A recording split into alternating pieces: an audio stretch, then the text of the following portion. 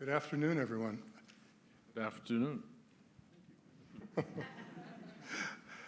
Welcome to today's MIT Starr Forum, Speaking Truth to New Power, Perspectives on a Free Press and Democracy in South Africa. I'm Richard Samuels. I direct the Center for International Studies at MIT, and I'm very pleased to welcome you. This is the first session of the new semester, and this is one of the only few in-person or hybrid events that we've hosted since the pandemic, so we're very glad to see real people in real seats at the same time in the same field of vision. So we also have a webcast audience that I'd like to acknowledge and thank for attending today's event as well. Our co-sponsors are the CIS, the Center for International Studies at MIT, Harvard University's Center for African Studies, the MIT Africa program, and Porter Square Books. Our topic today, the free press and democracy in South Africa, is of great importance, and you want to frame it in its ideal type, and its ideal type is beyond South Africa. That is, the independent transmission of news has been viewed as the moral cornerstone of free and fair and democratic governance, and because it would provide citizens with the information they need for self-rule. We think of it as a watchdog, right? Fourth estate that would provide oversight of avaricious and corrupt politicians, business elites, other self-interested individuals who might threaten to undermine the norms of fairness and transparency in a democratic society. Now, obviously, this is not irrelevant to thinking about the press in the United States. But today we're going to listen closely to how this, as an ideal type, is faring in South Africa specifically. Now, before we get started, what I'd like to do is share that two of our speakers, Evan Lieberman from MIT and Eve Fairbanks from Harvard, have both recently authored books that address aspects of this topic. The books are for sale in the lobby, and there'll be a book signing here on stage at the end of the event. And in addition, as is our custom, we'll conclude the event with Q&A. So please line up behind the mic. This microphone will go back to the stairs, and there's one over there. Please line up behind the microphone and to ask your one question for those watching from afar. And for those who are virtually with us, please submit your questions online.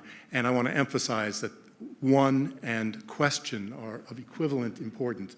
One, and it should not be a speech. Okay. But we also have one housekeeping announcement, which is to ask you to save the date for the next Starr Forum, which is on Friday, October 7th. It'll be a Zoom webinar, and it's part of our Focus on Russia series, which is co-chaired by MIT Russia experts Dr. Carol Savitz and Professor Elizabeth Wood. These talks have focused on, not surprisingly, the war in Ukraine, and the details will be available on our website as well as on the MIT event calendar. And if you've signed up for our newsletter, you'll receive the event notice. Look, without further ado, let me get out of Emmanuel's way and introduce you to our moderator, who will take over from here. Professor Emmanuel Akyeampong is the Ellen Gurney Professor of History and Professor of African and African American Studies at Harvard, and he's the Oppenheimer Faculty Director of the Harvard University Center for African Studies. He's also a faculty associate at the Weatherhead Center for International Affairs and a board member at the Du Bois Institute. As a former chair of the Committee on African Studies, he's been instrumental in creating the Department of African and African American Studies, and we're honored, very honored, to welcome him here to MIT, and for me to welcome him now to introduce our speakers and this important conversation. The last thing I'll say is that Emmanuel will also moderate the Q&A and enforce rigidly the one-question rule. Thank you very much.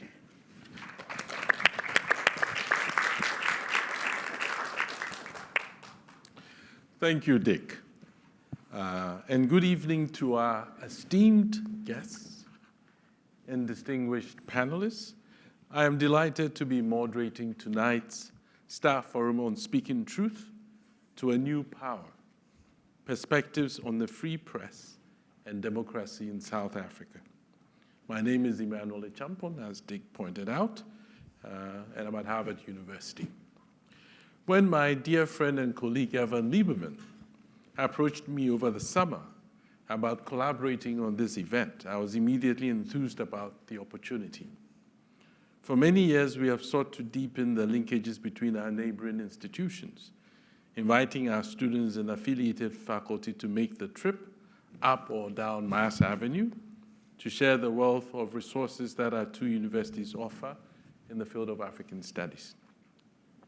That tonight's event would bring us together in conversation around South Africa was opportune.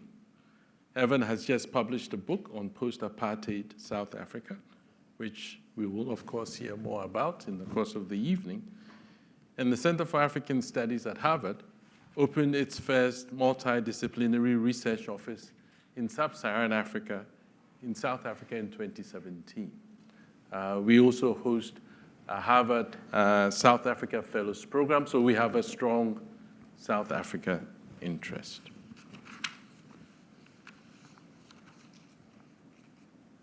Through Evan, I've had the pleasure to be introduced to the work of Eve Fairbanks, who we'll also hear from tonight.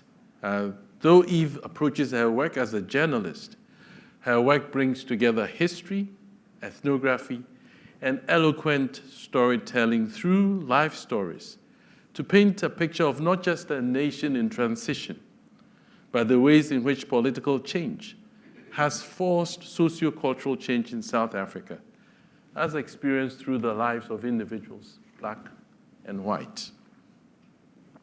We are also joined by Branko Brkic and Styli Charalambous. So, Branko, you cannot laugh. You know I've been practicing. Of the Daily Maverick, South Africa's leading investigative newspaper. Daily Maverick has been at the forefront of covering developing news stories in South Africa, from the 2012 massacre at the Marikana mines to the exposure of state capture by South Africa's elite and political classes. Indeed, I have received their daily news digest for 2 years now, and they are my key source to news coming out of South Africa. After we hear from our panelists individually this evening, I'll invite them to join me on stage in conversation. My hope is that together we can explore not just the present state of South Africa and its democracy, but how South Africa can learn from the world and the world from South Africa at the time when democracy may be on the backslide globally. Before I introduce our panelists to come to the stage, I do want to acknowledge that there's the absence of a South African person of color on this evening's panel, while the work of each of our four presenters is informed by those voices. It is not our intention to suggest that we are representative of or speaking on their behalf. I would also encourage my South Africans with us in the audience tonight and those online to join us in the Q&A portion. As I invite each panelist to the stage to share their initial remarks, I will ask them to reflect on a guiding question, and this is the question. We are all, from our various vantage points, engaged with the South African experiment, the vision of a multiracial, socially just, and economically inclusive democratic society. This vision excited South Africans, particularly those formerly disadvantaged by apartheid, and the world at large. How have we fared with this vision? So let me invite Branko, and the idea was that I'll say the full name the first time, and then I could go to first names afterwards. So let me introduce Branko briefly, and Branko will step up. So Branko is Editor-in-Chief of Daily Maverick, a leading South Africa source of news, opinion, and investigations. Branko started his career by publishing science fiction books in 1984 in what was then Yugoslavia. In the following 7 years, he went from a project-based book publisher to starting what became Yugoslavia's biggest privately owned publishing house. He arrived in South Africa in 1991, where he started off in the reproduction business before working his way back to publishing, this time in magazines. In 2009, he launched the Daily Maverick. Please join me in welcoming Branko. Why not?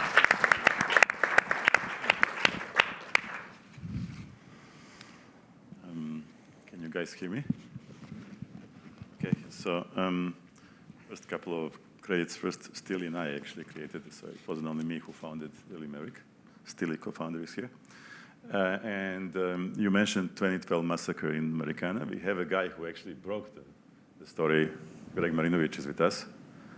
He is the guy who was absolutely pivotal to Daily Maverick's success, and that was the biggest story of the post-democratic South Africa in 2012. I don't know if you guys know, the 34 miners were killed, most of them in the full view of TV cameras, and 78 people were injured, most of them quite badly.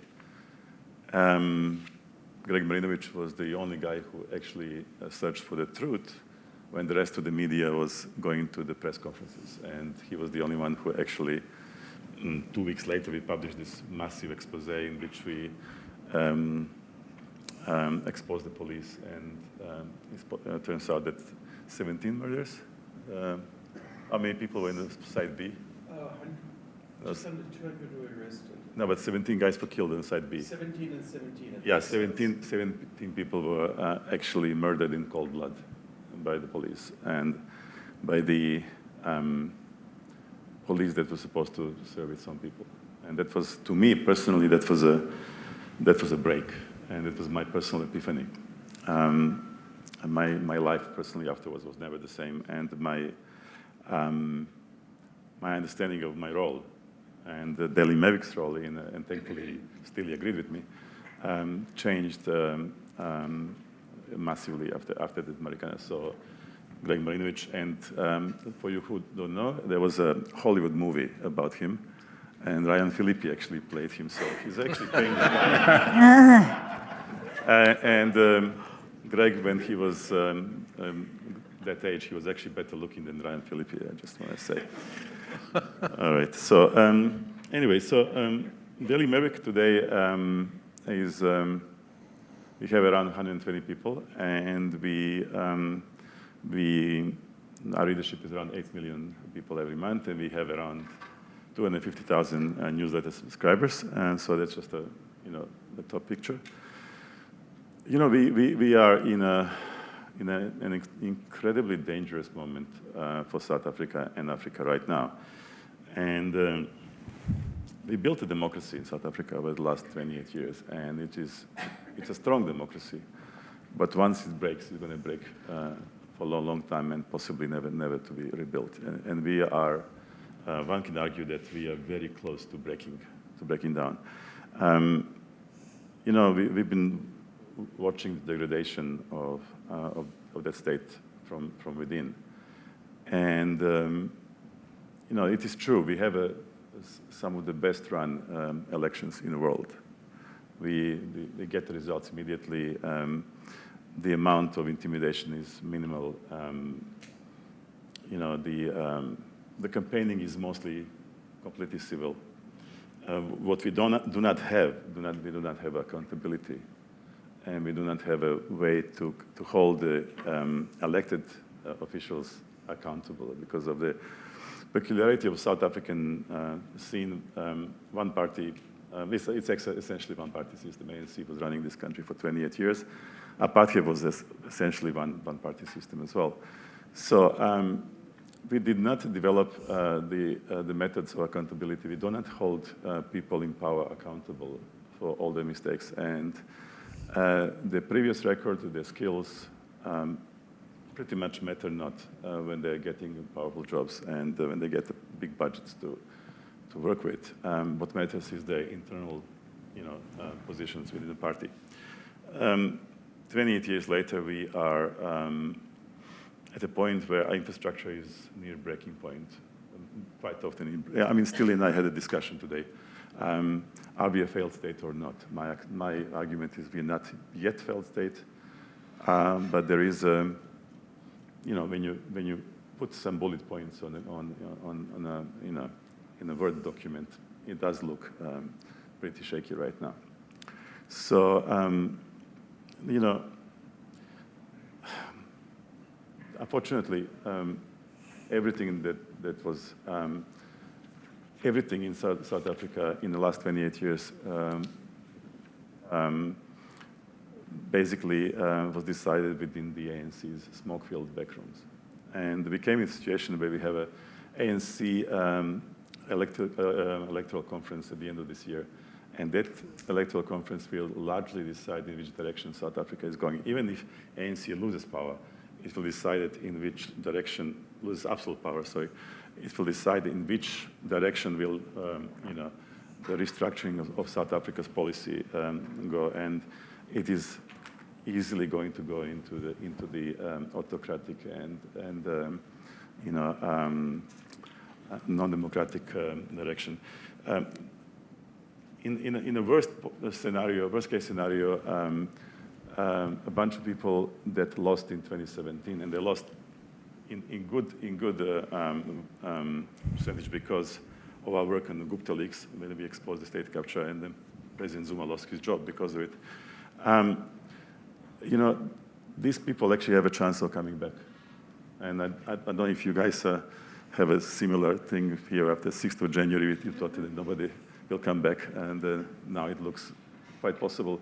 It's actually quite possible in South Africa that President Zuma's people, although he is now old, President Zuma's people will take over power again. That is the worst case scenario, in which case we are likely to slide into failed state literally overnight. Some of the arguments now are that they should take over because they will expose how rotten they are all, and it will, they will lose the elections of 2024, general elections that we have in 2024. My response to them is, are we going to have elections in 2024? Just to give you an idea of how dangerous that group is, they are essentially following the Trumpian Bolsonaro type of ideology, and they are literally, if they come into power, you can forget about freedom of expression immediately. And by the way, South African media, and that's the second part I want to talk about, South African media has been quite considerably weakened, and there's today probably 2 newsrooms of consequence, so it wouldn't be difficult for them to actually, cut clip the wings of the freedom of expression completely in South Africa. So, unfortunately, if that happens, again, globally, what happens now globally in the international policies, it might actually speed up. They are moving more and more away from the EU and the US and closer to Russia and China. And we having, on a local level, we see a lot of evidence of those moves. And it's just not going to actually end up well. Anyway, so in this situation, we are still very lucky that, just to go to the media element of this, we are very lucky that we still can agree on what the reality is, what the facts are in South Africa, at least overwhelming majority of us. We don't have a problem, which I think is becoming quite obvious in America, where people can't agree on facts. We still can agree on facts. And that's where we see our role strategically. So it's a race against time, and we at Daily Maverick are literally rushing to create this center of trust and truth, where people can actually come and trust that this is the something, whatever you publish is the actual reflection of reality. Because quite honestly, the guys who would be, I don't know, Fox News or Newsmax or ON or Breitbart of South Africa, thankfully are not very good at that yet. Genuinely, they're more interested in actually making money rather than actually creating this lost leader that would, help dominate the country. But especially now, as the Russians are moving much closer, more skilled people can come, and that will change. So that's our role in this thing is to actually create this center of trust, and that will be removable. And it's literally, I think the future of South Africa depends on people of goodwill. And to be honest, again, I tell these people cannot believe this. First two estates in South Africa failed. So executive and parliament failed. Judiciary is starting to fail, although they held absolutely heroically throughout the worst years of state capture. And the media failed 90%. We are literally holding for the fingernails right now. And civil society also, there are a couple of really good organizations that are fighting. So it is not a good situation. I'm not going to lie to you, and I'm sure that others perhaps will see it better, in a better kind of, in a more positive view. But I'm really worried about where we're going. So yeah, and without what we're doing, without agreeing on what's true and what is not true, and what is right or what is not right for South Africa, we don't have a democracy. And that is the fundamental fight that we are fighting right now. Okay, cool. Thank you.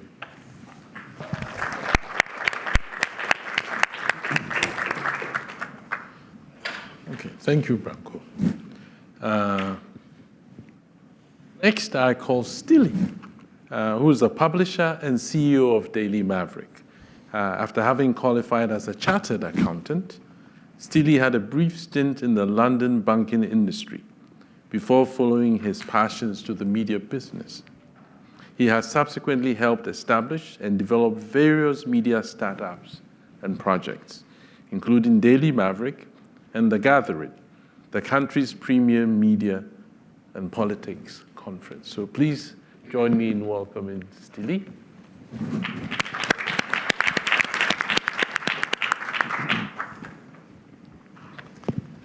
Thank you. I'm deeply honored to be here tonight amongst such an esteemed company and a great institution like this one.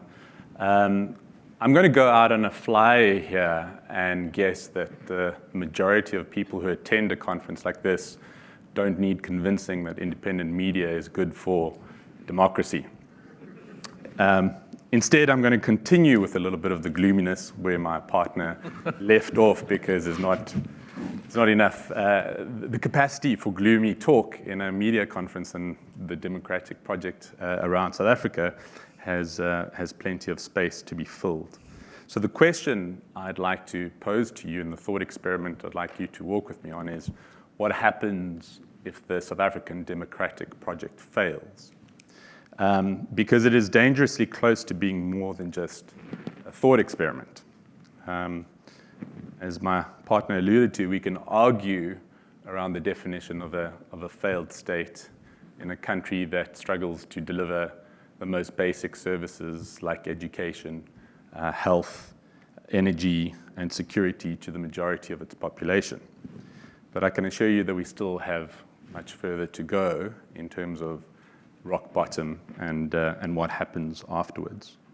Two examples come to mind in terms of what could happen if this does materialize. The first one is obviously the one that we are intimately familiar with now, is the war in Ukraine and the impact of that on pretty much some key components of life, like food insecurity, energy, and the displacement of people, and how this interconnectedness of the world's economy and the fiber that connects us has a knock-on effect in even places like the United States.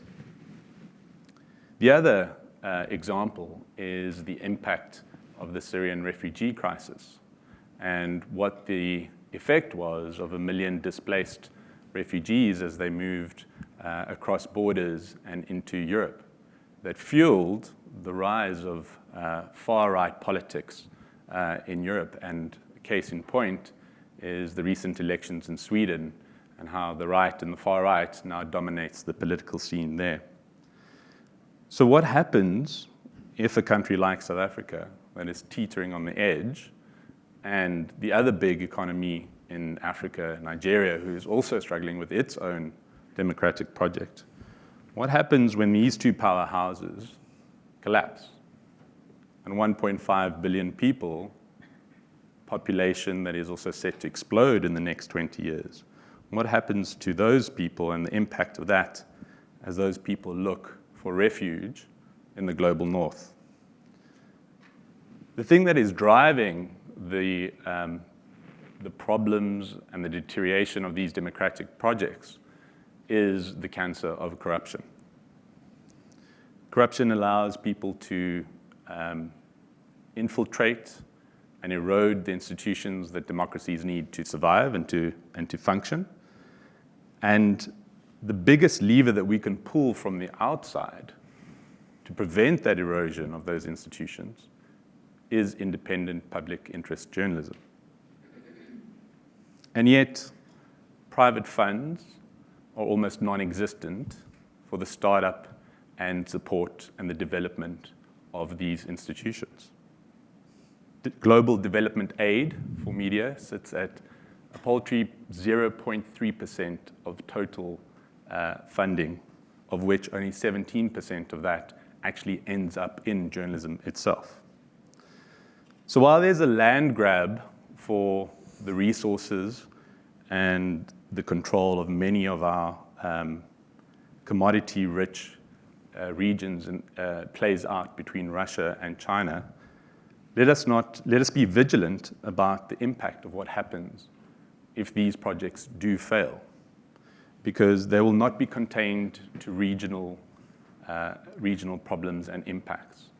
We are not insulated in this country and in Europe from what will happen. So the best thing that we can do is increase the level of support that we can provide to start up new media organizations, new independent media organizations, and to speed up the development and support of those that already exist to be bigger, better, and stronger. Thank you.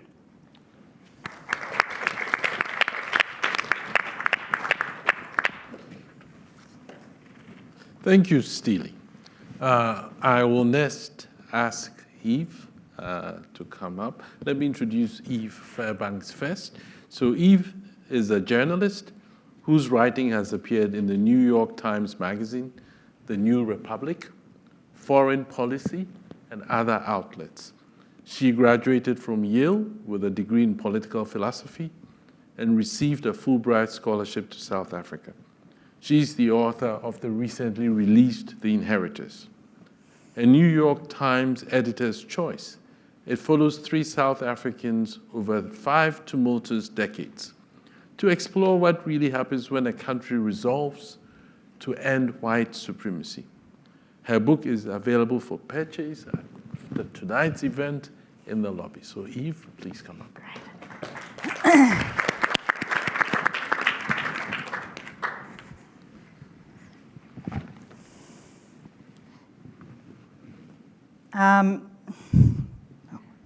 Hi, guys. I'm Eve. I have just written a book about South Africa. I've lived there for 13 years and also in Kenya. I'm going to offer a tiny bit of a different perspective. I sometimes feel, I'm involved in a lot of discussions related to how to bulk up the press, how to make sure we have an independent press even here. I used to work for a magazine in Washington, and we had internal discussions, some of which were more fruitful than others, about how we covered things, the investigative work that we did, and there was kind of like a question that hung behind some of the conversations that we had, which was, we felt that we were working really hard, and I would say in South Africa, it has a very free press, we could talk about that, very muscular, very dedicated, really terrific writers. And I'm going to sort of leave the Daily Maverick out of what I'm about to say because it's more prior to 2009. But you still have a scenario where we're talking about a country that a lot of people feel is in decline and becoming more corrupt. The way that people vote is for the single party that dominates the politics is kind of, it's changing, that's dislodging, but it's not dislodged completely. And so you have a question of how effective is the press that we have there?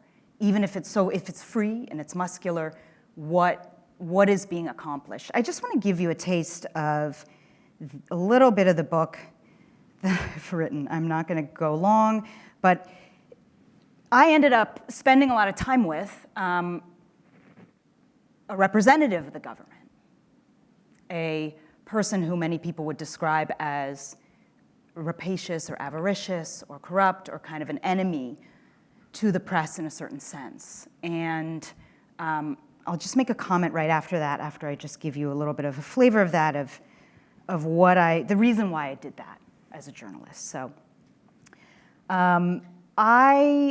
there's a portion of the book, it's quite a kind of wide-ranging look at South Africa and different people's experiences of it over the last 25 years. But I focused in part on land reform. Who here has read anything about maybe raise your hand if you know a little bit about land reform in South Africa. Okay, everybody, yeah. You had a situation, obviously, in urban areas and then in rural, where there had been this extreme demarcation, which you can actually still see from a plane. If you take even a flight out of Joburg, or certainly a small plane, you can see the difference in the land use. You can see the borders between what had been white and black South Africa. So, a giant priority for the ANC when it took power was to return a lot of land to black South Africans. And I want to talk about a guy that they appointed to do that. His name is Michael Bass. He's a person who identifies as a colored South African, which is an apartheid category of mixed race, but he still talks about himself that way. But so he was tapped around 2010 to lead land reform in a particular province in South Africa's north. And I sat down with him many times and many conversations with him, and he told me that he had such a feeling of thrill when he saw the ad for this job, which he actually first saw in a newspaper. And he said that he loved the idea of giving land back, even of taking it back. So his department, and this was nationwide, but his department really focused on initially returning land to people that they termed beneficiaries. And these were the descendants of people who had been pushed off land to make way for some of the biggest mechanized farms. In theory, because it was the most direct reparation.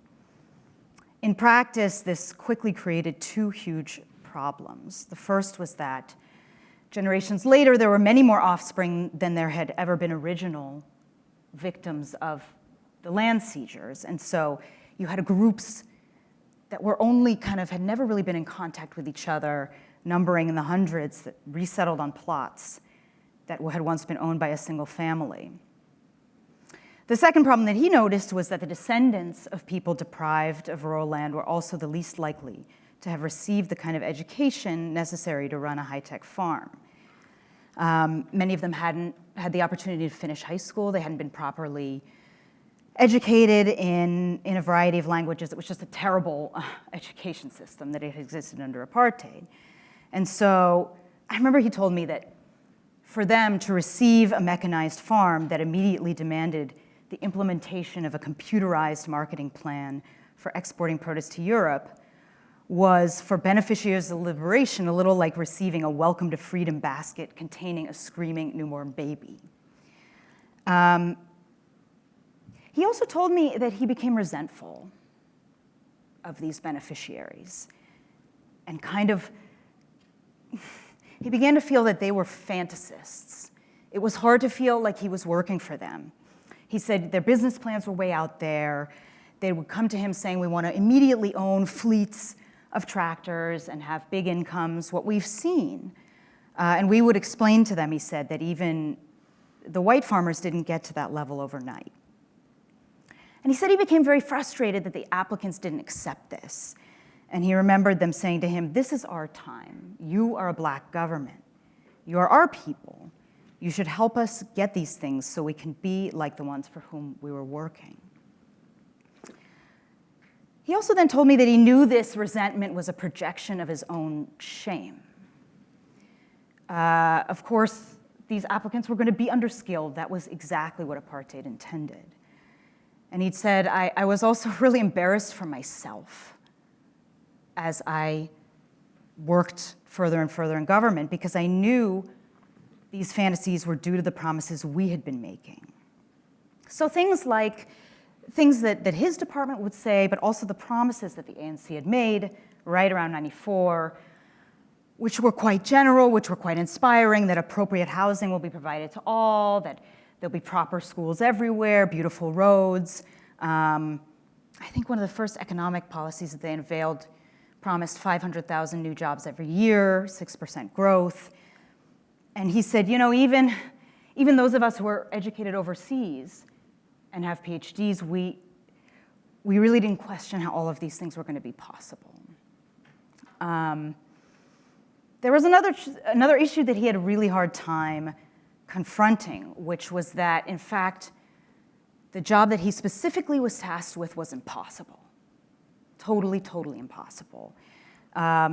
Because, and this has kind of gone into more in the book, but the kind of farming that white South Africans had done, which you can see around you, you still can see to some extent, looked very beautiful. You see these circles of alfalfa and these amazing kind of pivots.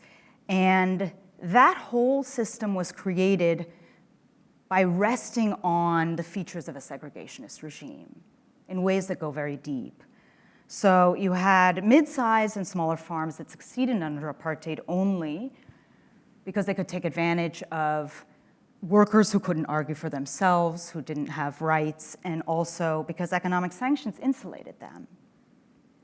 And when markets opened up after apartheid ended, farms that had been economically viable suddenly weren't. And you actually have a situation in South Africa, which I find undercovered, which is the huge failure of many white farmers. Most of the attrition from farming and the consolidation of farms is white farmers leaving that business. And yet I'll just say the last thing, I find a kind of a narrative remains in the press in South Africa, in the way we think about it and talk about it, that if you just think about agriculture in particular, that this was quite possibly an unjust system, an immoral system, but kind of operationally it was a jewel. Very beautiful, very efficient, very bureaucratically kind of efficient, very productive, that South Africans now, and the government now, is in the process of destroying. I remember reading in 2010, the chief of staff to the land reform minister wondered whether it just wasn't true that black people can't farm. This was a black South African official. And you get this narrative operating in a lot of other realms. If you take the government itself, you have a strong focus in the media right now on Eskom. I don't know if anyone was right about load shedding. Electricity, blackouts, the problem with the electric infrastructure. These problems are really real. But there's a kind of memory behind these stories that in the past the lights were always on, that you had an infrastructure that really worked. And often, I think what this narrative kind of neglects to mention is that in the early 90s, only half of South African households had access to electricity at all. And today, 9 out of 10 theoretically have access, sometimes have access, often do. They often do. There's been a huge, Evan will talk about this, but a huge extension of benefits to South Africans. In one of my last interactions with this official, this land reform official, he said to me that he felt very ashamed, but he had what felt like a secret, that he felt now that under apartheid, he who had been an activist, a very kind of serious protester and ANC fighter against apartheid, that he had always been looking at the white areas. He said to me, it looked like materially they had everything. There was a sense among us that the country that will be bequeathed to us was the white country. But it was the whole country and all of its kind of burdens and systemic problems. He was often the guy who had to drop these beneficiaries off at their farms. It's like, hey, you've applied for a farm now, you get this great farm. And he would drop them off at the gate, these families with sometimes a single suitcase. And he told me that driving home, he would find himself gripping his steering wheel and blinking back tears. As I was driving away, he said, I would be very sad because I already know it's not going to work for them. I can feel it, it's not going to work. I don't think if I worked for a number of South African outlets, I would have ever been able to spend as much time with this official as I did. And he said a lot more about the ways that his own sense of failure, of shame, of resentment, et cetera, he wanted to move up in the department so that he would be less close to people whom he felt he was failing. At least then he would be a kind of a paper guy up higher in the land reform department. He wouldn't have to face his own people.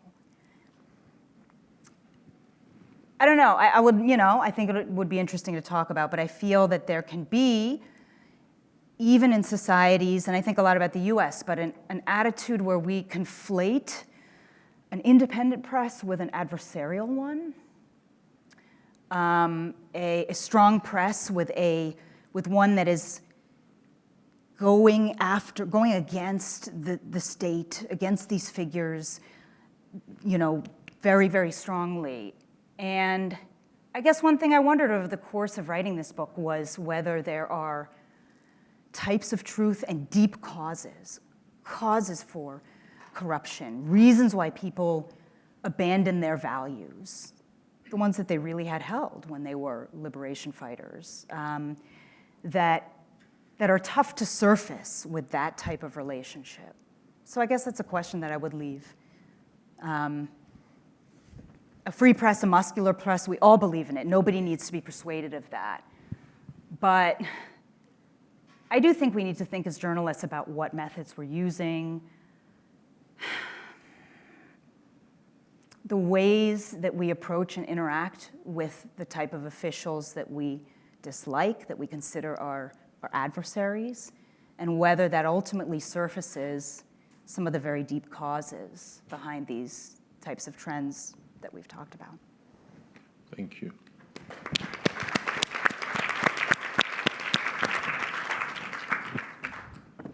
Okay, Evan, let me introduce you. So, Evan is the Total Professor of Political Science and Contemporary Africa at MIT.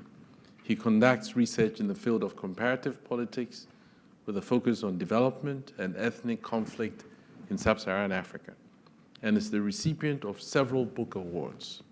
He is the author of the recently released Until We Have Won Our Liberty, South Africa After Apartheid, which examines South Africa a quarter century after it became a multiracial democracy. His book is also available for purchase in the lobby. So, thanks, man. Evan.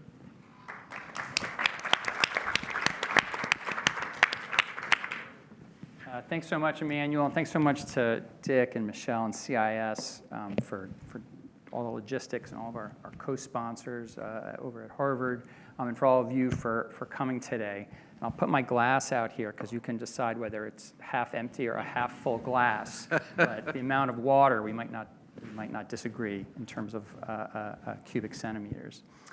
So, we're living in a time when the value of democracy itself is being challenged all around the world on a daily basis, right? And in South Africa, where citizens face daily blackouts, crime, high unemployment, so many hardships, it's really easy to understand why citizens might be skeptical of the democratic project.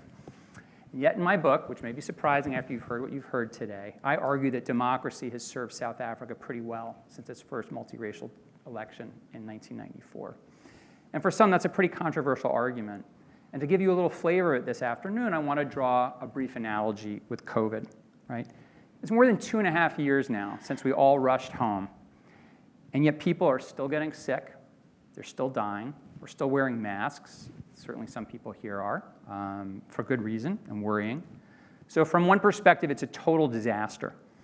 On the other hand, overall, we're so much better off because of the vaccines and the medicines that have been developed.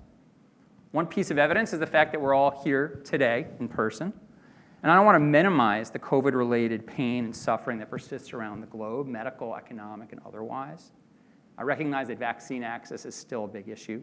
But I'm also really grateful for the vaccines and public health campaigns that have positively affected billions of people, and I imagine most of you are too.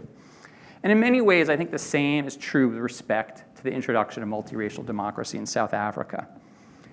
And it's important to I can't overstate how truly sick South Africa was 3 decades ago. Right? After more than 3 centuries of institutionalized white supremacy, a black majority was politically and economically excluded, beset with poverty, lack of education, few opportunities, and literally quite poor health. Now, I focus much of the research for my book around Krugersdorp. It's an old mining town about an hour west of Johannesburg, founded in honor of one of the 19th century's most aggressive white nationalists. But even after Nelson Mandela was released from prison in 1990, their town council was still holding on to the most petty forms of segregation. Whites still didn't want to go to the movies with black people or to share libraries with them. The town was filled with violence, and racially defined communities lived in conditions that were literally worlds apart despite being less than a few miles from each other. Now, nationally, whites did vote in favor of a referendum to end apartheid, but the legacies of this system penetrated extraordinarily deep into almost every aspect of life. So in turn, the aftermath of apartheid could have been a violent revolution.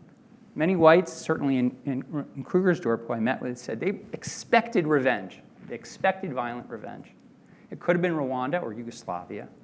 A populist demagogue could have ruled the land with an iron fist. But the South Africans got a negotiated settlement and a set of liberal democratic institutions. Now, when you study just one sick patient and you give that patient a whole bunch of medicines, it's hard to know if any of them really work because lots of things are going on. And that patient might be exposed to all sorts of new viruses. But looking at a great deal of historical evidence, I try to show that this medicine of democracy, including a vibrant and free press, has had some very positive effects. Right? Which is not the same as saying it cured that illness, but it had some really positive effects. So for example, the country's 4th president since 1994, Jacob Zuma. I think fact, he was a terrible leader. Fact, he orchestrated extraordinary corruption schemes, took state money for upgrades into his own home, and engaged in rampant nepotism. And yet we know about that because journalists, especially those from the Daily Maverick, did the hard work to find out what was going on. They followed the money, and they shared this with the world. And in turn, I actually think Zuma was held in check in various ways, notably by the government itself through some due process. He was forced to repay some of the money. I haven't seen that happen in the United States, I will tell you. And he was ousted from the presidency by his own party. When he removed a highly competent finance minister and replaced him with an unqualified crony, the markets tanked, the press attacked, he was left very embarrassed, and under pressure, in a matter of days, he switched that guy out for a more acceptable choice. So time and again, the light of investigative journalism has caused embarrassment, pushback, and many important changes in policy. And these patterns embody the essence of democratic practice. Now, there's no denying that South Africa is still rife with problems, and new ones keep popping up, really quite extraordinary problems. But to compare how things were under apartheid before 1994 to how things have evolved since then, there is unmistakable progress, right? Not just in material outcomes like access to electricity, water, sewers, housing, and schooling. Again, we can talk about the quality and deterioration on some ends, but in terms of access, quite a bit of expansion. But also in terms of everyday social relations. So in February 2019, I sat down with 3 pastors at a coffee shop near the center of Krugersdorp.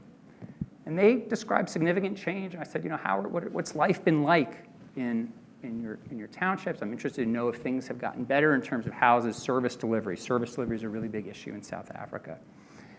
And they described significant change, positive change, in terms of the services available in their townships. but they urged me to broaden my focus beyond the material. Right?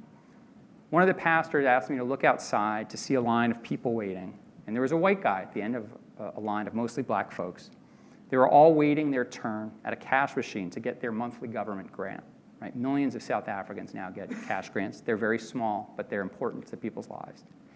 And in the old days, these pastors said, there's no way that guy would have stood at the back of this line, let alone in the same line, let alone for the same entitlement. Right? Now, on that day, the white guy was still getting the grant. He was perfectly safe, and everyone was being treated with dignity, and as they described it, the spirit of Ubuntu.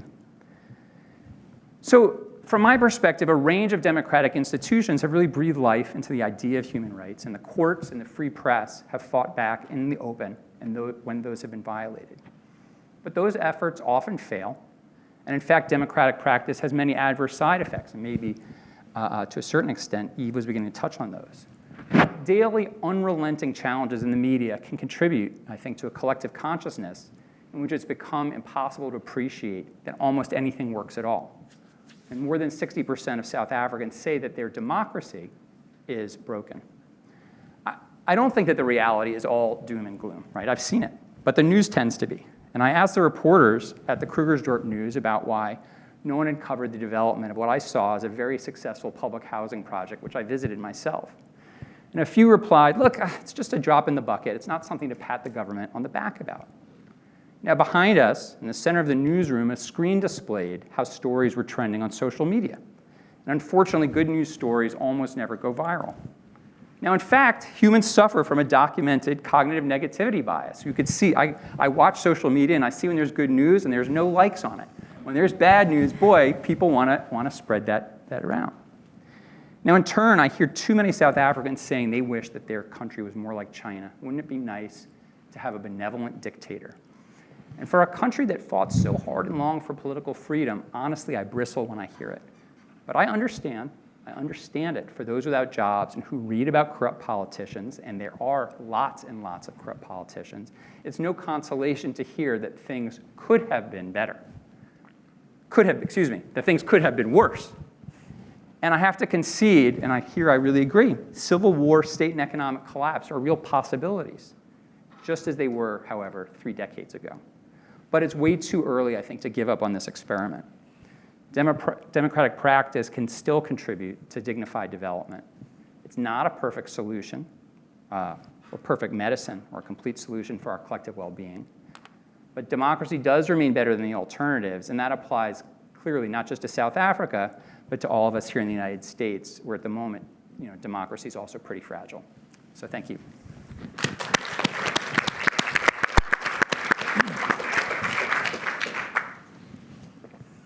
Thank you, Evan. Michelle, who was our guide, had instructed everybody to speak for 7 minutes. I knew it wasn't going to happen. So I didn't attempt to keep time. So instead of making any sort of lengthy remarks, I will pose 3 questions, but I don't ask you to answer them. And then I'll go straight to our mics, and then we'll take in comments. But the questions sort of based on what I'm hearing, and also because I've read your 2 books. So I start with Evan. On independence in Africa, many countries, many governments became developmental states with the explicit objective of fast economic development to acquire the material resources to provide welfare for very expectant citizens. South Africa really didn't, some of the countries we nationalized expatriate businesses. South Africa didn't go specifically in the direction of the developmental state, neither did it attempt major redistribution of wealth. Rather, it chose a third path, which you call dignified development.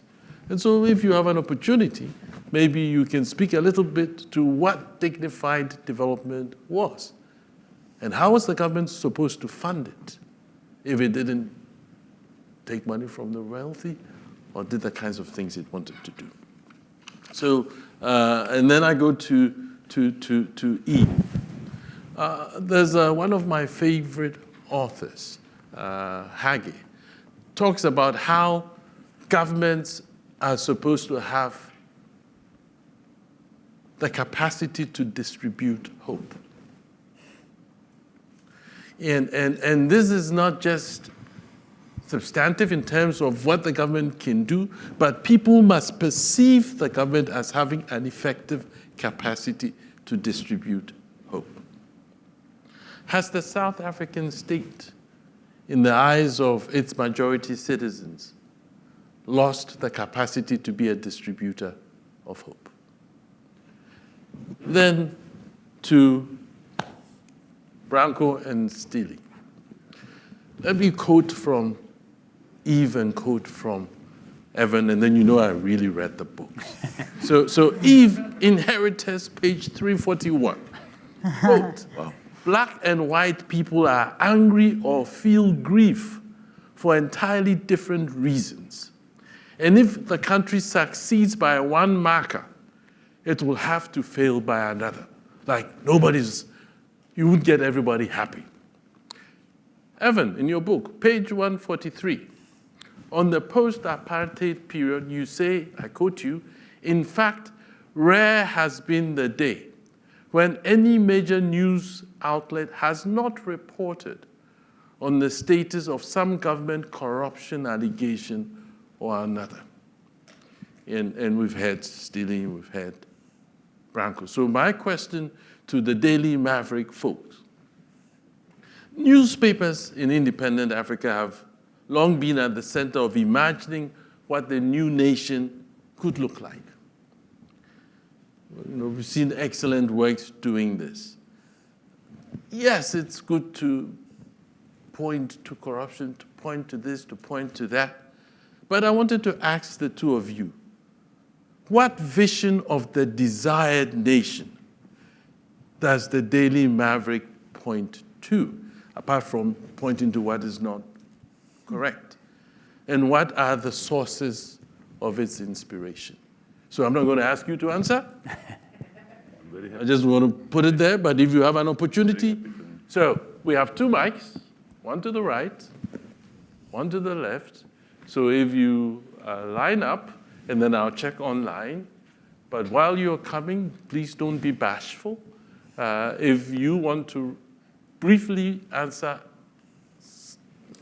the questions I put up, you can do that. But I'd rather we hear from the audience because I'm going to go to dinner with you anyway, so I can hear my answer. So there's a mic to the right. There's a mic to the left. If you have a question, please. Yes, so please go to the mic because it's being recorded.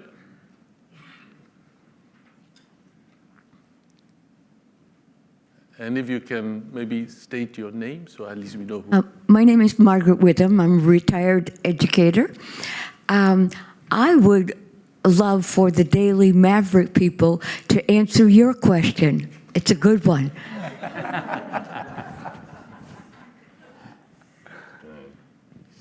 Okay, so just to respond to Eve, I think the moment where white and black people in South Africa are angry about the same thing is the moment where you actually succeed in, creating a society which is not a society of divided races and divided people. So, sorry.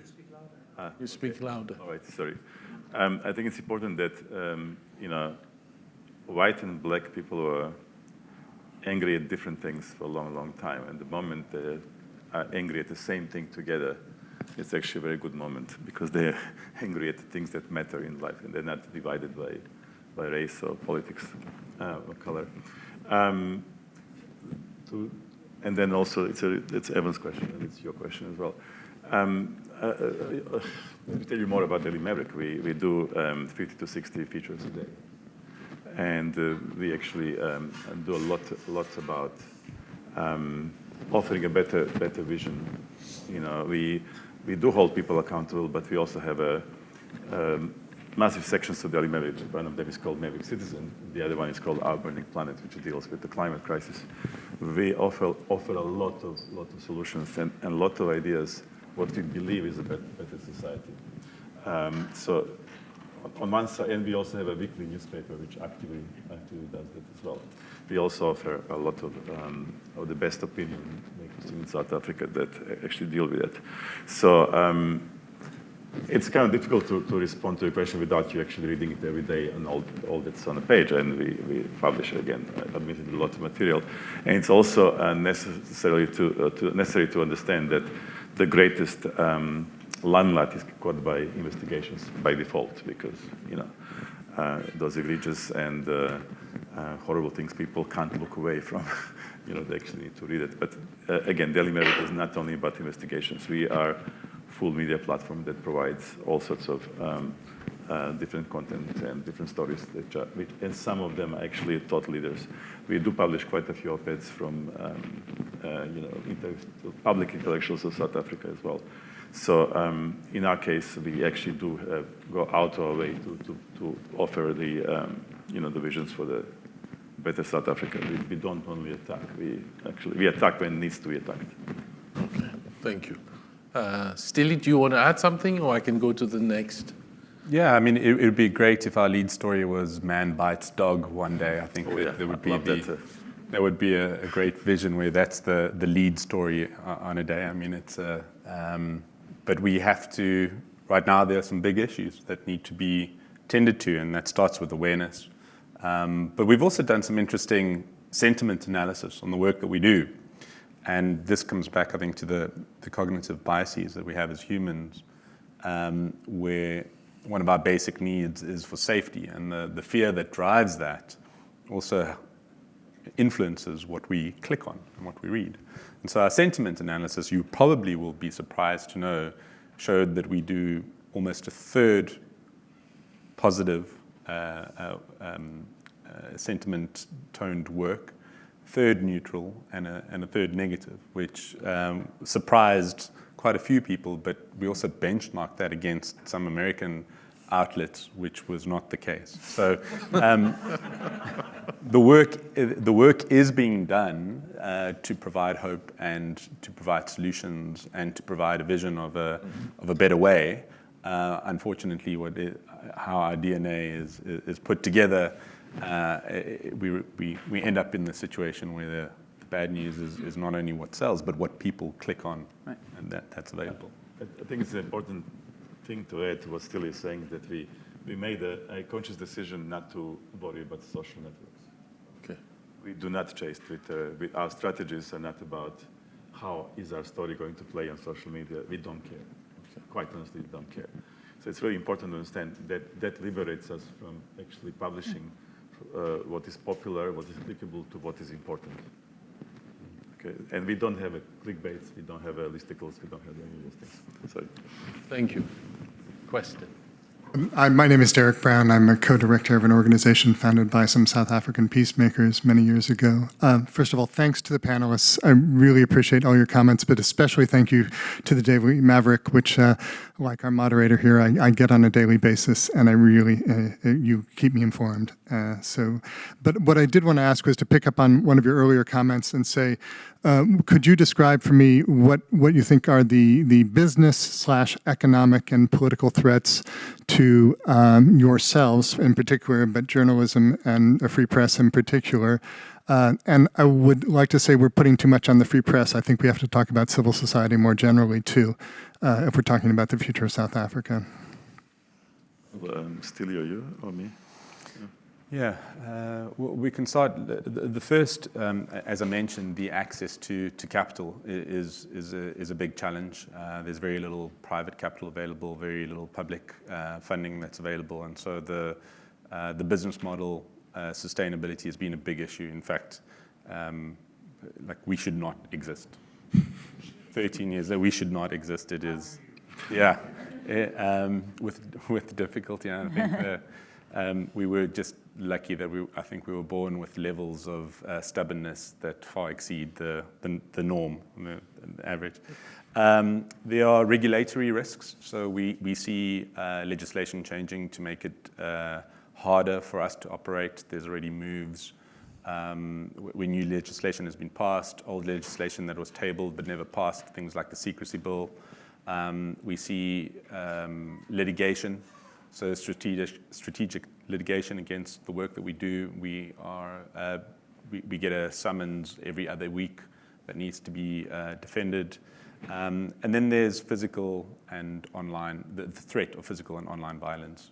We've had people whose homes have been broken into by state security. We know that a few of our people are being tracked. We have, and our female journalists especially, also the subject of many threats online. And so it really is coming from every corner, and it makes it very difficult to kind of operate with hope. But we try, and we do our best. Did I leave anything else? I think it's important to understand is that we never had the luxury of thinking about having more than 2 or 3 months' salaries. So we managed for 13 years. We managed to, again, stubbornly push against it and actually continue that path of growth, because it's not only a business imperative; it's imperative of providing critical coverage where it's actually starting to either be not good or lack altogether. Big problem in South Africa right now is the big media deserts, where there's literally no information, no credible information. And so what we do,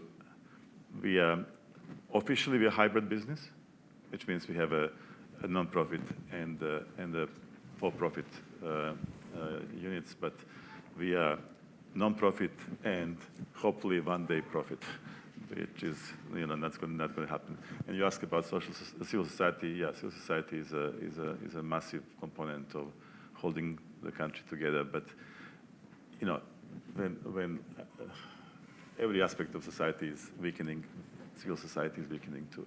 And to be honest, right now the Ukraine war did manage to suck a lot of energy and resources from global organizations funding democracy. And countries like South Africa or entire continent Africa do suffer for that. Evan, your work also speaks to civil society. Do you want to say something before we move on? Sure. Actually, just a couple of years after the end of apartheid, my wife and I lived in Cape Town, and I was based at this fantastic organization called Adasa, which had done a lot of work around the transition and was trying to be this aggregator of civil society organizations. And people thought one of the things that was so terrific about the resistance to apartheid were all the incredible organizations that were created in that wake. And a lot of those were funded by the United States and the UK and a lot of wealthy countries. And one of the realities was that as South Africa got its footing, people said, maybe we don't need to give that much more money. And there's other problems in the world. And then one day I got an email that Adasa had closed its doors, and lots of other civil societies had shut down. And and that's a real problem. It's actually very hard for civil society in South Africa to raise money. And I don't know if this will be on the agenda later this week when the South African president meets with Joe Biden. I'm guessing it's not. But when we think about lots of people ask, well, how do we strengthen South African democracy? And I think that a lot of these small organizations, again, not just the media is really important, but people who help specific groups do. But there is still a rich civil society life there. I work with an organization called the Legal Resources Center, which has long supported human rights in the country that goes after really important cases. There have been cases for mining workers who have silicosis. They won a multi-million-dollar settlement against the state, and people got the money. There were cases that they won for schools where there were completely unacceptable conditions for girls, for learning, and they've won a lot of those cases. And so there are, it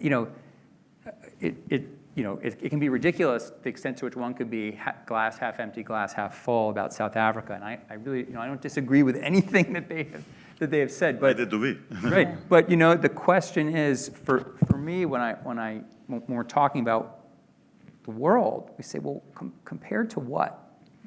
Compared to what? Like at the moment, the world is a bit of a mess. And if one starts, and as Emmanuel and I do, look at the rest of Africa, and we're interested in questions about political freedom and development, there are so many challenges. And if Nigeria is going down, and Emmanuel, who's from Ghana, talks about, democracy's been pretty vibrant in Ghana, but there's a lot of frustration there. So civil society, these institutions are all very important. When we think about where South Africa is at, it is troubling, but also stands in many ways as a leader, including for the free press and civil society, ironically. Thank you. We'll take one question, and then I'll add two from online, and then I'll let you respond as you see fit. So please. Thank you. Good evening. My name is Lauren Siegel. I'm a doctoral candidate at Cornell University in Africana Studies. And thank you for all of your wonderful generative commentary. I suppose my question is geared towards Eve Fairbanks, but welcome to everyone's feedback. You touched on something very fascinating, and that is the affective nature of nation building, or of the democratic project or experiment. And I was hoping you could say more about these affective qualities of shame, resentment, and regret as it came to bear for your subjects in your recent book project, and how that may limit or expand notions of hope, to use Professor Akyeampong's term, in the case of democracy in South Africa. Let me add these couple of questions, and then you can take them online. First question is, what can the US and EU do to help South Africa avoid the collapse of democracy and prevent a failed state? So that is one. I guess is asking about what the international community can do. The second one, we'll see how we make meaning out of it. It says, being from Turkmenistan, my question is, why is the developed world raising attention to the problems of, I guess, other places in times of crisis, but not in the times when these problems exist in other parts of the world, but not in the developed world? I'm not sure whether you can make sense of that. I figured we'll wrestle together with it. I think I can sort of make sense of that. I mean, to attempt to comment on that, and also on your question. I grew up in the US, and I initially started writing in DC. I grew up outside Washington in the 90s, which was a very itself kind of euphoric, weird decade in the US of just after the Cold War ended and so on. And I often thought about South Africa and the US. They had some resonances, and one was sort of thinking of themselves as exceptional. I remember in the 90s, my father worked for Reagan. He had a very exceptionalist view of the US that was very idealistic and very passionate, but very city on a hill. And even before I really studied politics or was an adult, I had a sense of that both resulting in political mistakes and bad outcomes and adventures into other places that turned out badly and so on, but also that it was actually a burden for the people who held that view. It was burdensome, it was anxiety producing, you feel you have nowhere to go but down. And South Africa has something of that. It can either be an exciting miracle, or it can be a kind of betrayal of its promise. It doesn't, sometimes it feels as though it doesn't have a lot of room to kind of muddle through being a normal country, whatever that is. And so it's a place, I think, where the perception that people have and the emotions that they have around politics, around what they see, around the failures of their country are incredibly, incredibly kind of heavy and really important, and they themselves drive politics. I have a situation on my street in Johannesburg where there's a house where the ownership of this house is like debated. And people come and go every day in cars, and they say, we own the house, we own the house. And it's very problematic. Sometimes these people are not as pleasant about saying they own the house. And it's becoming a real thing where people on my street of various kind of backgrounds are saying that we really need to hire gangsters to live in this house, like worse gangsters than are currently showing up. Like we need to somehow find exceptional gangsters to live in this house. And I'm like, there's laws around, like the ownership of this house can be determined legally. There is a legal system. And the owner died intestate, and anyway. But the country, even my neighbors, they say, oh, this country is no longer a country of law and order. The legal system doesn't work, and we have to get these gangsters. And that may or may not be true in this specific circumstance, but the level of hope that they had and anticipation that they had and the deep disappointment that they feel and the cynicism ends up driving like real events in a way that I find, I don't know, it's something that I really tried to explore in the book. I think it's very, very potent and sometimes is a little missing from how we talk about policy. And the EU and the US have helped South Africa not become a failed state. Sometimes I think it's the opposite. We may come over and help them over here, but Yeah. Well, can you speak to that? I was hoping Eve was going to answer that question. No.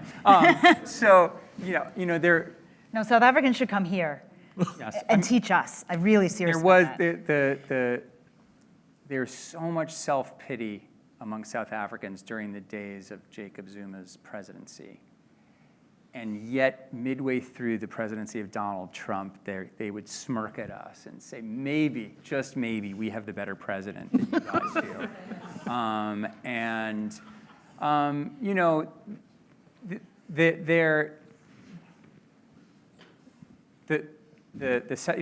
To bring together some of the questions, I think that, for me in my book, the question of dignity has been really important, right?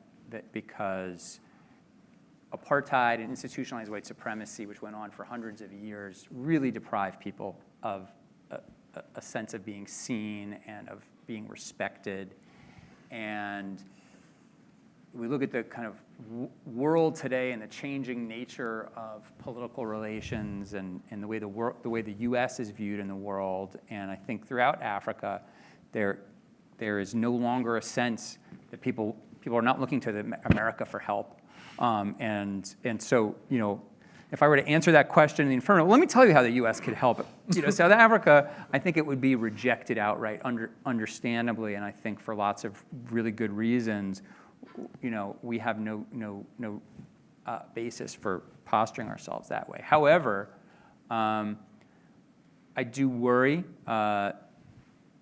Back to some of the remarks earlier that South Africa, which is a member of the BRICS, right, which is Brazil, Russia, India, and China, along with South Africa, that, if you look at the countries that were neutral in response to, so-called neutral in response to Russia's invasion of Ukraine, well, along with Russia and China, which wasn't so surprising, it was also South Africa, India, and Brazil, which are the kind of big regional democracies. And that's worrying, right? To me, that's worrying that the orbit of influence is China and Russia and not the United States and the EU, that we should have more shared values around tolerance, around openness, around human rights, around concern for people who are at the most vulnerable sections of society. So, I hope we can have a richer relationship. And frankly, lack of jobs, lack of economic growth are at the heart of a lot of the frustration in South Africa today. And I'm hopeful that the U.S. can be more economically engaged, but that's almost a platitude. But I would say that we need to be much more in the sphere of influence of South Africa to develop these shared values. Thank you. I can just add to it. Yes. The U.S. did drop the ball on Africa over the last many years. And many of the priorities became priorities into anti-terror fight, war on terror, rather than soft power that, for a while, State Department really did a remarkable job in that. So I'll give you an idea. So when you have Uganda's Museveni and Rwanda's Kagame and Tanzania's autocrats being good big friends of the United States of America, it leaves a lot of bitter taste in the mouth of many Arab and African. I was hoping this mic to my right has been suffering from neglect. And so if someone wants to step up to it, I'm coming to you. I've seen you. But can we rescue the mic to my right? Daniel, please rescue the mic. So my name is Daniel. I'm an assistant professor at Harvard University. Corruption has emerged multiple times, and I wondered if you could speak to the level of corruption within the press itself. So asking the press, because when corruption emerges, it seems like an othered entity, something outside. But I wondered about the level of corruption within the press itself. And if you can add your question, we'll make those. Ladies and gentlemen, Ryan Philippi is there. Yes. So you can answer the question, you can ask your question, and then, or you can answer his question too. No, that's for the panelists. We'll turn to them. So please ask your question. Thank you. I'm sorry to extend the questioning. And I know you said no comments, but the question is a partial comment, if I'm allowed a little bit of a comment. Is that allowed? Dick? Okay. Thank you. So something that bothered me a little, and Eve, if I may, it bothered me when I first read your article when you published it, was that there was this kind of not mentioning of any possibility of malefides, of people who don't appear on screen. And, my colleagues there, we've known each other a long time, but I don't hear it, and I haven't read the books, so maybe it comes through in the books, but we don't mention players who are not seen, who might want these democratic projects to fail. And they are there, and they have malefides, and they are malevolent. And this mention of BRICS can really speak for itself. These are powerful players, but even within South Africa, there are people who really determinedly want the new democracy to fail. People who look like me, essentially. And this is underplayed dramatically. And Zuma's people are not just incompetent. They are partnered with people who just want to suck the blood out of these countries because they find it easier to subvert them. I'd love you to speak to those impressions that you have of this. And these are things that are difficult to pin down. And I know we had these inquiries that had them, the answer could go on for 3 hours. But I just didn't want that to escape. Okay. Thank you. Intentions. Bad faith.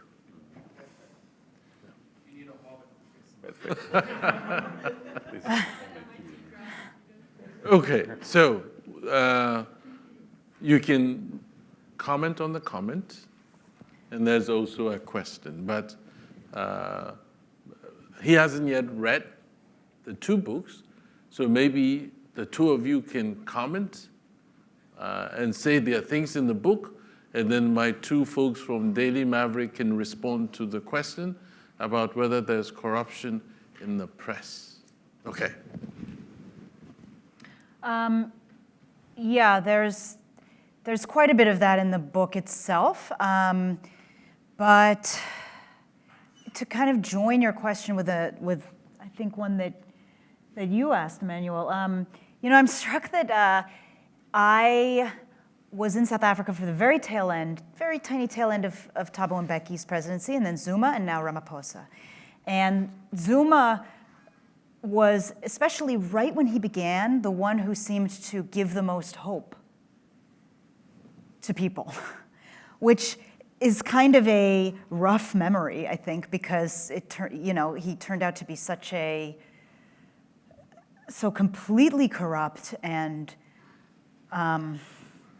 a bad faith actor and demagogue and parasite and whatever. And now Ramaphosa, I don't know, his speeches are they're known for like some bloopers. He seems a little more hapless as a kind of hope purveyor. But I think South Africa's in an interesting position where maybe it's becoming less reliant on needing hope delivered from the state and from state actors. And there's very specific things about the country, sort of structural things that mean that if you sound like a real purveyor of huge hopes, kind of huge dreams, there's going to be something suspicious about that because it's all set up in a way that makes it very, very hard to deliver. And you may be a real demagogue and actually a person whose intentions are poor and who's, got these people behind the scenes you're talking about. There have been actors, McKinsey, Bain, but then actors from other countries that have really seen South Africa as a ripe, like a mosquito would see a person. So I actually think there's something hopeful in the less hopeful way that people are thinking about politics in South Africa, in a little bit more distant, a little bit more, less hungry for some big vision, but thinking about maybe their city, their neighborhoods, with a little bit of an ironic, at times, distance or a critical distance. Maybe to try to just twin those questions. Thank you. I'll just respond briefly because I know we're almost at time here, but for sure, South Africa has long been filled with a group of folks who wanted this project to die. The place that I studied was the hometown of the man who helped orchestrate the murder of Chris Hani, who was a liberation leader, and he was very popular in this town, and those people are still around, and they're both white people and people of all races who I think are very malevolently anti-democratic. To a certain extent, I think anti-democrats are distributed around the world in democracies, and the question is how and why the institutions and popular sentiment are able to overcome them. So you won't find in the book lots of great stories about them, and maybe I don't focus on them enough. But I think that it's up to those who believe in democracy to be able to make the case for it. And at the moment, it's a hard case to make. Branko and Styli, if you will respond to Daniel's question, and then we will wrap up. Okay, so when I mentioned that media failed 90%, large percentage of that was actually corruption part as well. So media failed for different reasons. One of the reasons was there were 4 big players in the South African media, and they never really adapted to the new world of internet and the new world of modern South Africa as well. Although some of them were doing some fabulously good business and making a lot of money. Then the corruption comes from different kind of angles there. Perhaps the most egregious examples of corruption were when the Gupta brothers, the Gupta Empire, they started their own media outlets, the New Age, and the TV station called the ANN7, and that lasted for a couple of years. But with the Gupta's demise, they closed down. Another one, which is probably much more egregious, and that's Eve actually tweeted about it the other day. It's about takeover of the independent newspapers by Iqbal Surwe, who is the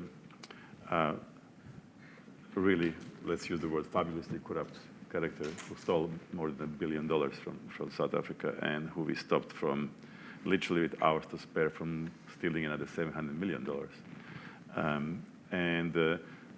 That man controls what used to be South Africa's biggest newspaper group, English newspaper group, and he's really genuinely dangerous for the South Africa's democracy and accountability. Another kind of angle of corruption is the either corrupt journalists or state security agents that masked as journalists. I'll give you an idea. Part of the Zuma's attack on South Africa Revenue Service, SARS, was actually the biggest part, and the main highway was driven through and by the Sunday Times, which is the main newspaper, Sunday newspaper in the country. And they published, I think, 31 stories that they had to retract afterwards, which most of them were complete fiction about so-called rogue unit within SARS. And those stories were driven by 3 or 4 journalists. And we believe that some of them were just corrupt, but we believe that at least one of them was a state security agent. So there's a different ways of kind of going into your question. A lot of corruption, and it's, it did damage South African media quite significantly. I don't know, Styli, if you want to add. No, I would only add that if the inverse was true, and the good side invested into media as much as the bad side invested into media, we'd be in a much better place. Absolutely. Well, on that note, please join me in thanking our distinguished panelists. And a big thank you to you, our audience, and those online for engaging in today's conversation with us. We invite you to join us at cis.mit.edu and at africa.harvard.edu to learn more about our work and to join us for future events. Books by Eve and Evan are available for purchase in the lobby, so you can go and buy a copy and bring it right back here for it to be autographed. So thank you and have a wonderful evening.